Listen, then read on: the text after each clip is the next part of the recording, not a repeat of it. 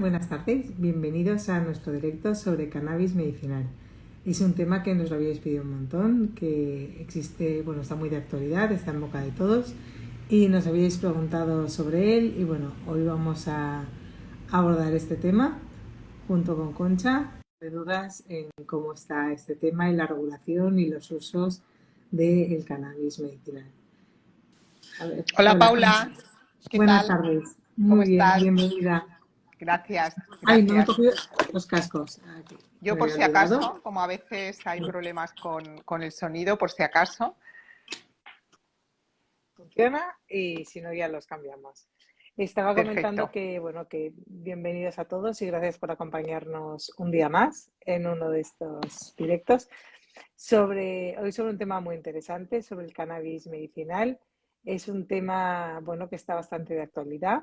Nos han preguntado mucho por ello y en la farmacia nos preguntan por el cannabis casi a diario.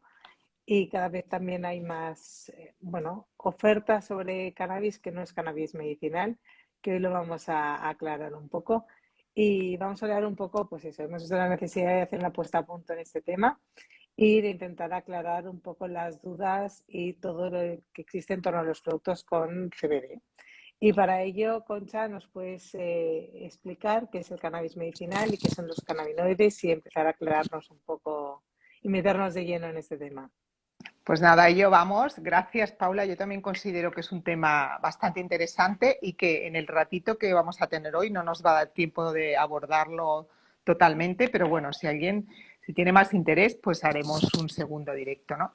Cuando hablamos de que el cannabis medicinal es algo como actual o está de moda o se habla mucho, aquí para ponernos así un poco situación, quiero recalcar que esto no es algo nuevo. El cannabis ha sido cultivado para diversos fines por muchas civilizaciones milenarias, ¿no? Y existe evidente abundancia de evidencia. Si alguien quiere y le interesa este tema, históricamente es muy interesante porque hay documentos del año 2300 antes de Cristo que en Egipto ya lo utilizaban para curar el glaucoma, ¿no? En Mesopotamia, 2000 años antes de Cristo, el cannabis se describía ya como una solución para el dolor o como un remedio para el dolor, ¿no? Pero cuando viene el momento interesante del cannabis y cuando la investigación sobre sus componentes farmacológicamente activos da un cambio importante, ¿no?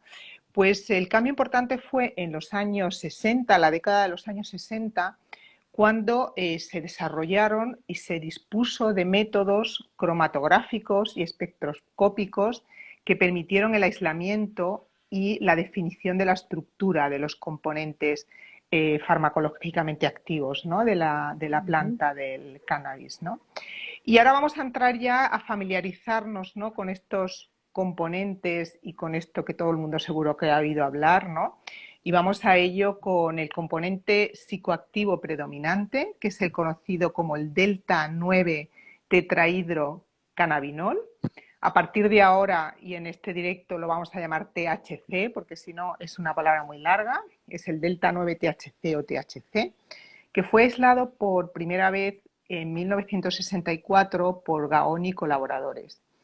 Ya en el 1963, el químico Raphael Mechoulam aisló el CBD o aisló la estructura del CBD, definió la estructura del CBD, que es el cannabidiol. Todo el mundo le suena porque todo el mundo ve CBD, CBD es el cannabidiol. Una cosa curiosa es que Raphael Mechoulam es un químico israelita que sigue vivo y sigue yendo a los congresos, a dar charlas, es decir, es un lujo, ¿no? Poder tener todavía la persona que aisló esta molécula.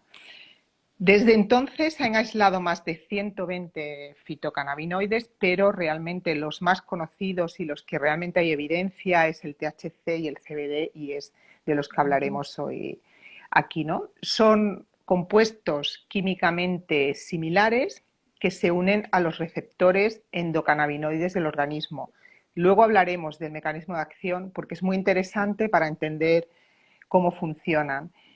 Y dentro de estas moléculas cannabinoides existen tres tipos: los endocannabinoides, que son las moléculas que sintetiza el cuerpo humano o los animales; los cannabinoides sintéticos, que se llaman CBS, que son compuestos artificiales que no se encuentran en la naturaleza, son síntesis químicas; y los fitocannabinoides, que son los sintetizados naturalmente en la planta del cáñamo o cannabis, que son los componentes más importantes de lo que vamos a hablar aquí del cannabis medicinal, que son este THC y CBD. Es decir, estos cannabinoides son fitocannabinoides. Un tema muy interesante para luego entender el modo de empleo de estos fitocannabinoides. Los componentes, tanto el CBD como el THC, se encuentran en la planta en su forma ácida, es decir, se encuentran como THCA, CBDA. Para los farmacéuticos y químicos, pues estas son cosas que realmente nos pueden evocar, ¿no?, a nuestra época que estudiábamos química. Y después de una reacción de descarboxilación pasan a la forma activa de la molécula y a la que se absorbe mejor. Entonces, la descarboxilación espontánea a temperatura ambiente es muy lenta, pero se puede ver acelerada a altas temperaturas, ¿no? El calentamiento de este material vegetal, ya sea por un proceso de extracción, que es cuando estos productos se consumen de manera oral, o en un vaporizador directamente inhalado, que luego, Paula, tú cuando nos explique las formas farmacéuticas nos lo vas a explicar, posibilita dicha descarboxilación y convierte a los cannabinoides en su forma activa, que es, como he dicho antes, la que se observa mejor.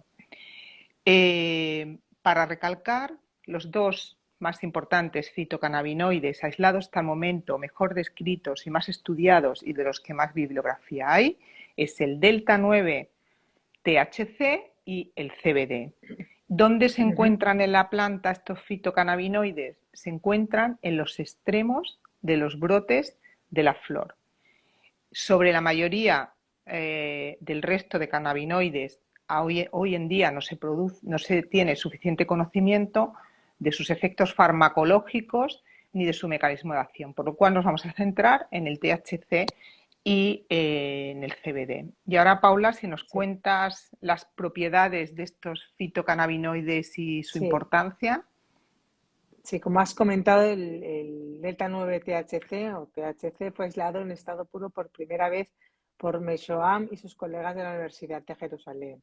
La decodificación de la estructura del THC abrió la puerta a un montón de estudios sobre las moléculas cannabinoides. Se sabe que a bajas temperaturas el THC es un sólido vítreo y cuando se calienta se vuelve duro y viscoso, y que apenas se disuelve en agua, pero sí en solventes orgánicos como aceites o alcohol. Es un fitocannabinoide con efecto principalmente psicoactivo, aunque también muestra efectos fisiológicos como alivio del dolor, reducción de temblores y reducción de las náuseas. Y además tiene propiedades antiinflamatorias y orexígenas, que significa que estimula el apetito. Tiene múltiples propiedades. Este investigador publicó también la estructura estereoquímica del CBD, que es otro fitocannabinoide principal de la planta de cannabis.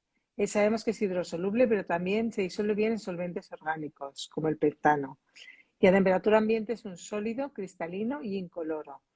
Y no se considera un componente psicotrópico de la planta. Y tiene propiedades antiinflamatorias, relajantes musculares, antieméticas, antioxidantes, neuroprotectoras, ansiolíticas y anticonvulsivas. Y puede ayudar a compensar los efectos psicoactivos del THC, con lo cual se complementan muy bien, pero hay que saber en qué proporciones y de qué calidad, ¿no? Y por eso también está muy importante, para comprender el efecto terapéutico, conocer el mecanismo de acción, que esto nos lo vas a explicar tú ahora, Concha. Sí, yo creo que es importante conocer el mecanismo de acción, ¿no? Porque parece que esto como sirve para todo, ¿no? Bueno, tampoco sirve para todo, ni es la panacea, es una herramienta terapéutica más, pero es importante conocer el mecanismo de acción porque se entiende muy bien, ¿no? Porque puede estar actuando como antiinflamatorio, como analgésico, como antiemético, a la vez como estimulante del apetito, ¿no? Realmente el mecanismo de acción de los cannabinoides se empezó a estudiar y se empezó a conocer mejor alrededor de 1988, cuando Ujú. científicos identificaron y caracterizaron eh, un receptor cannabinoide que es el CB1 en el cerebro de rata, y 5 años más tarde se descubrió un receptor que es el CB2. Este sistema endocannabinoide CB1, CB2, se han caracterizado más receptores, pero no están tan bien estudiados, se extiende por todo el cuerpo. Realmente, si alguien tiene curiosidad y pone en Google mismo lo que son los receptores endocannabinoides del cuerpo, verá que hay muchas partes del organismo donde están estos receptores. Están en el cerebro, en el sistema nervioso, en tejido conectivo, glándulas, células del sistema inmune, es decir, está ampliamente repartido por todo el organismo. Mientras que el receptor CB1 se expresa principalmente en el sistema nervioso central y periférico, el CB2 está sobre todo en la piel, en los huesos y en el sistema inmune. Y en órganos internos también se expresan. Por eso, por ejemplo, ¿no? Pues dicen que el CBD pues, en la piel funciona muy bien para quemaduras o para algún tipo de aplicación tópica, porque tenemos receptores CBD1 en la piel. Ujú. ¿Cuál es la gracia de este sistema endocannabinoide? Que está implicado en muchos procesos fisiológicos, está implicado en neurogénesis, está implicado en la gestión de la energía, está implicado en procesos metabólicos, está implicado en procesos relacionados con el apetito, modulación del sistema inmune, percepción del dolor, por eso funcionan, ¿no? Los fitocannabinoides en dolor, estado de ánimo, sentimientos de ansiedad, memoria, es decir, al estar estos receptores CB1 y CB2 repartidos por todo el cuerpo, este sistema endocannabinoide, y el sistema endocannabinoide a su vez implicado en muchos procesos fisiológicos, pues aquí es cuando se explica el mecanismo de acción de estos fitocannabinoides que tienen afinidad por receptores CB1 y CB2. Y Ujú. Sí. Paula, entrando ya un poco más en materia práctica, ¿nos puedes contar actualmente qué formas farmacéuticas hay Sí. para estos THC, CBD que se pueden encontrar en mercados donde luego hablaremos está regulado este tipo de producto? Sí, hablamos de normativas, ¿no? Y de legislación. Existen varias formas farmacéuticas de productos de cannabis medicinal, con sus respectivas propiedades galénicas en cada una. Esto nos permitirá flexibilizar y adaptar los tratamientos a cada paciente individual, porque en función de la forma farmacéutica y de la propiedad galénica que tenga y que obtengamos, conseguiremos un efecto u otro.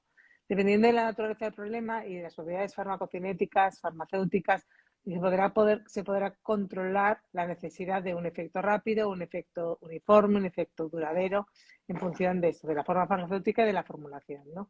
Vamos a destacar las que más se usan en la actualidad, aunque hay muchas más, pero las principales son tres, que serían extractos oleosos o comprimidos que están destinados a la administración oral. Encontramos también concentrados de extractos que son para inhalación mediante vaporizador. Esos componentes activos se absorben muy rápidamente en el organismo y pasan al sistema circulatorio a través de los pulmones. Y la duración del efecto es relativamente corta, es para un efecto rápido e intenso. En el tercer lugar vamos a hablar de la aplicación sublingual, que parte del contenido es potencialmente absorbido a través de la membrana de la mucosa bucal directamente al torrente sanguíneo. Y de esta forma evita el efecto primer paso del sistema digestivo y del hígado. Estas son las farmacéuticas que hemos visto, estas tres son las más habituales, pero también hay otras, como supositorios, óvulos vaginales, parches y otras más.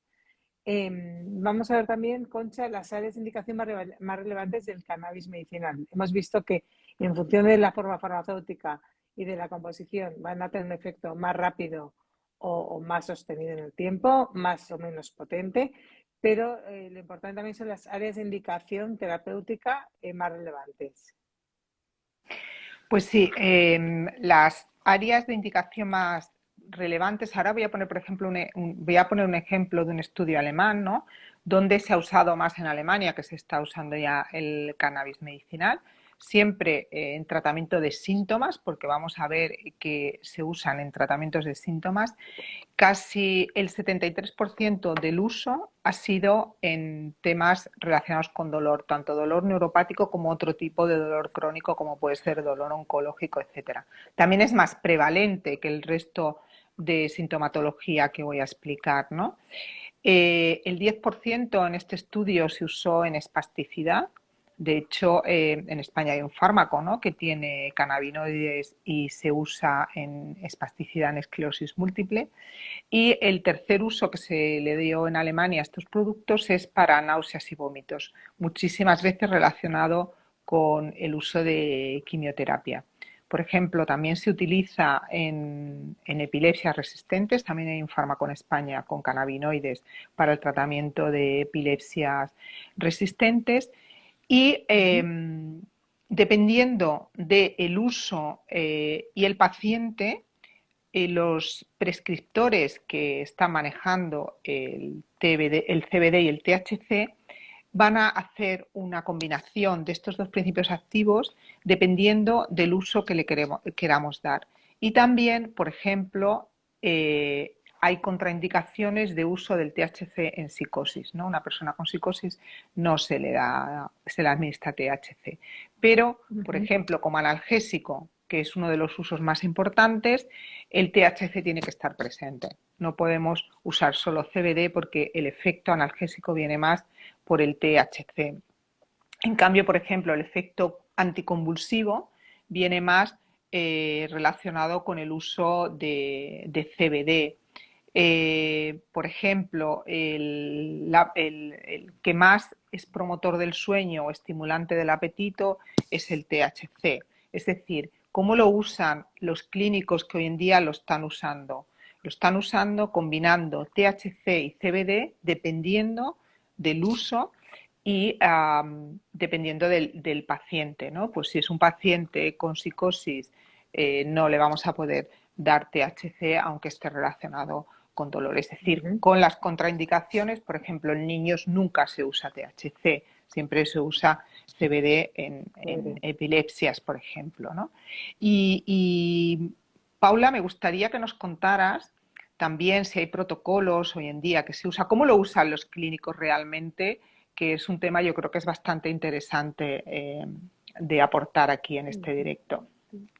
Sí, algunas de las indicaciones más importantes para el cannabis medicinal ya cuentan con protocolos consensuados por expertos que se establecen para asegurar una eficacia y sobre todo la seguridad del tratamiento cannabinoide. Tú bien has dicho que hay en casos como en los niños que no se puede utilizar el THC o en según qué patologías. Entonces es muy importante utilizar protocolos consensuados, ajustar esas dosis y esas posologías, ¿no? Y también las formas farmacéuticas, dependiendo de la respuesta que queramos en ese paciente y la indicación farmacéutica. Se recomienda también hacer titulación, que consiste en ir ajustando la cantidad de CBD y de THC de acuerdo con las necesidades de cada paciente, con lo cual muy consensuado y muy individualizado. Y otro tema muy importante que seguro que han oído hablar la mayoría de nuestros oyentes los cannabinoides es el efecto séquito o el efecto entourage, que tú nos lo podrías explicar, Concha, para que lo entiendan mejor. Sí, yo creo que no podíamos hacer un directo de cannabis medicinal sin hablar de este efecto séquito o este efecto entourage, que en muchos idiomas se ha dejado la palabra francesa entourage, ¿no? En España pues se traduce como efecto séquito, ¿no? Realmente el efecto séquito es la sinergia de componentes farmacológicamente activos de la planta del cannabis con el THC y el CBD. Es decir, cómo la modulación y la ampliación de los efectos terapéuticos del THC y del CBD unidos a otros componentes que se sabe que tiene la planta del cannabis, que son farmacológicamente activos, ¿no? Y ahora aquí vuelvo también a apelar un poco a nuestras clases, ¿no? de farmacia. En este caso, por ejemplo, el efecto séquito del THC y el CBD se ve modulado por muchos terpenos que tiene la planta del cannabis, como puede ser mirceno, limoneno, eucaliptol, por poner algunos ejemplos, más otros cannabinoides. Como hemos dicho, la planta del cannabis tiene más de 120 fitocannabinoides. Entonces, todo esto se ve, potencia el efecto del THC y del CBD.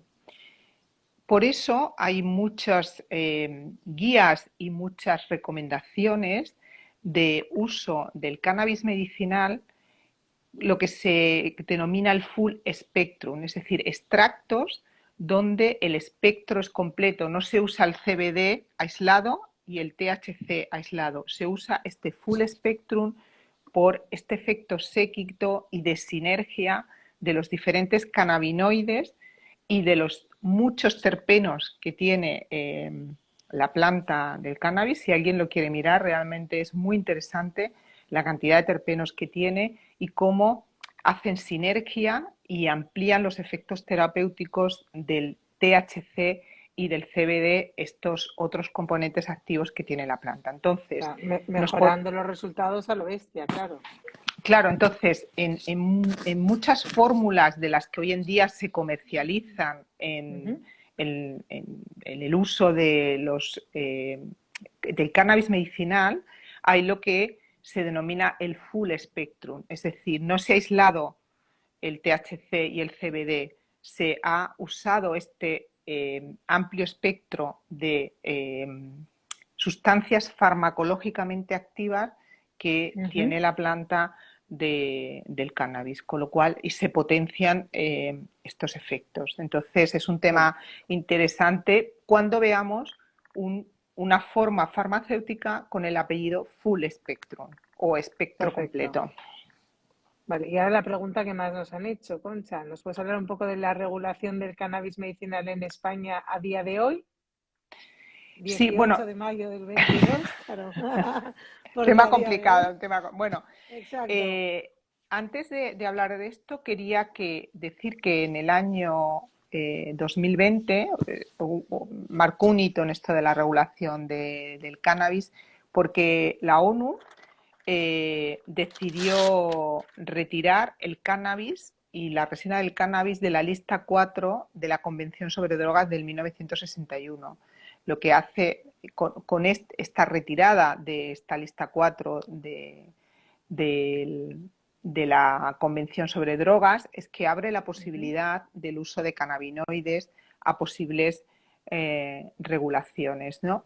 A día de hoy en España, de los dos fitocannabinoides que hemos hablado, el THC no se puede usar de ninguna manera en ningún producto farmacéutico o de uso farmacéutico, y el CBD se puede usar únicamente como uso tópico o cosmético. Bueno, sabéis, en la farmacia tenéis muchas, ¿no?, cremas para dolor o para golpes que tienen CBD.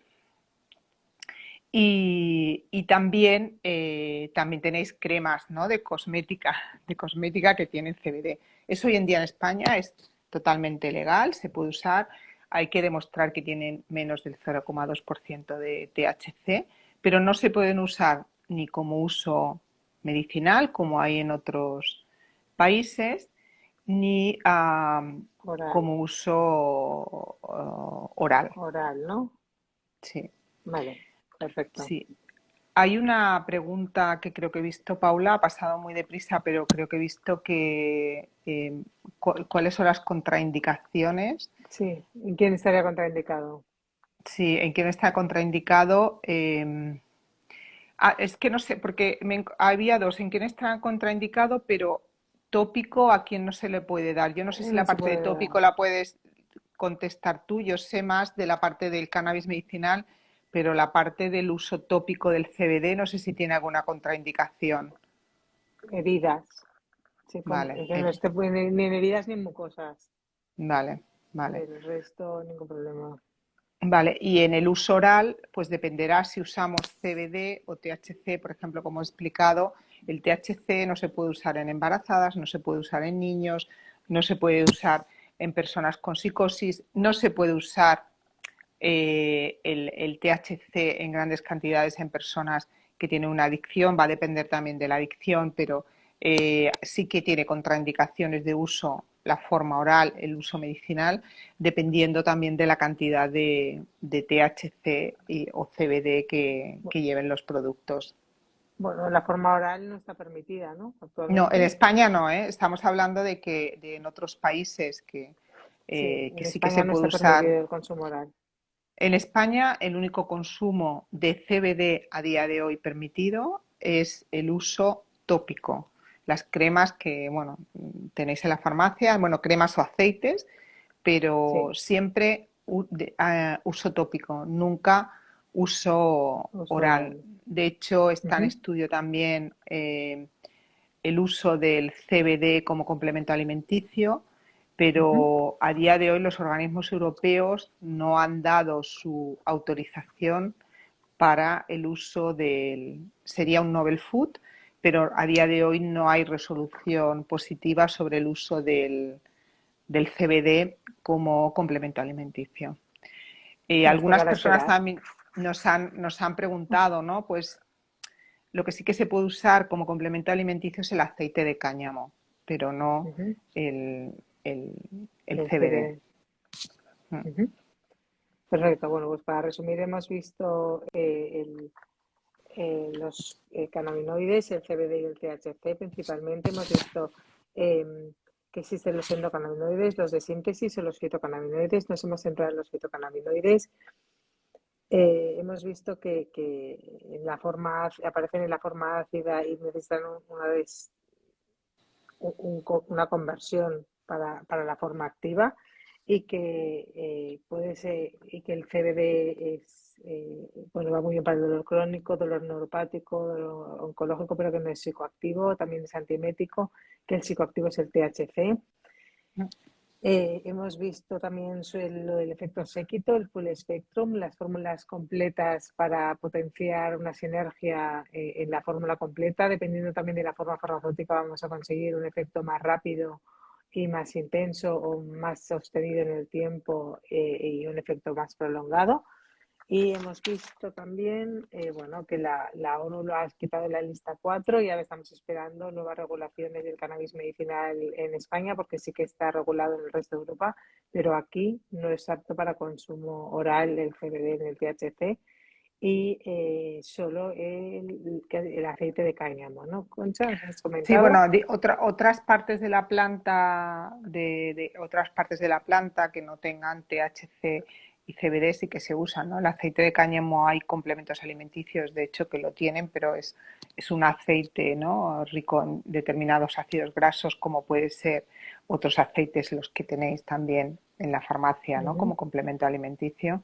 Sí, sí, pero como Vale, complemento alimenticio a día de hoy tampoco ha habido resolución positiva ni en toda Europa, eso es en toda Europa, no solamente aquí en vale, España. perfecto. No sé si quieres añadir algo más, Concha. Bueno, nada, que esto es algo que está, que yo creo que ha venido para quedarse, ¿no? Que tendremos, bueno, regulaciones nuevas en un corto espacio de tiempo, esperemos, y que desde luego nosotros desde Neuraxfar, que somos una empresa que ya comercializamos en otros países, bueno, pues apostamos, ¿no? por estos productos pues, con prescripción médica y dispensación farmacéutica, como puede ser cualquier otro producto farmacéutico que tenemos en el mercado. Sí, sí. Perfecto. Pues muchas gracias, Concha. Muchas gracias a todos por acompañarnos y nos vemos en el siguiente directo. Venga, Hasta gracias, luego. Paula. Adiós, adiós.